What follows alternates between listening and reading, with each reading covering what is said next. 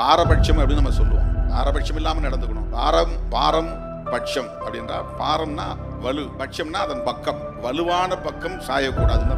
தராசு என்ன பண்ணும்? வலுவான பக்கம் முள்ளு சாயும். நம்ம தராசு போல் இருக்கணும் அப்படின்னு நம்ம சொல்லுவோம். என்ன அர்த்தம்னா எந்த பக்கமும் பாரம் இல்லாம சமமா வைக்கணும்னு அர்த்தம். அப்பதான் அது நேரா நிற்கும். ஒரு புறத்துல பாரம் அதிகமா இருந்தா அந்த பக்கம் சாஞ்சிரும் அந்த தராசு முள்ளு. இப்ப பாரபட்சம், பாரத்தின் பக்கம் எவன் வலுவா இருக்கிறானோ அவன் பக்கம் நின்று பேசுறது. எந்த சாதி ஆதிக்க சாதியோ அந்த சாதிக்கான ஆதரவு நிலையை எடுப்பது. எந்த மதம் பெரும்பான்மை மதமோ அந்த மதத்தின் பக்கம் நின்று பேசுவது. பெரும்பான்மை தான் எல்லாவற்றையும் தீர்மானிக்கும் என்றால் சிறுபான்மையின் நிலை என்ன? வலுவானவர்கள் தான் எல்லாவற்றையும் தீர்மானிப்பார்கள் என்றால் எளியவர்களின் நிலை என்ன?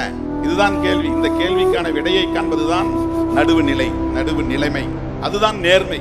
ஆகவே உண்மையான நேர்மை என்பது வலுவிழந்தவர்களின் பக்கம் நிற்பது, சிறுபான்மையினரின் பக்கம் நிற்பது, விளிம்பு நிலை மக்களின் பக்கம் நிற்பது.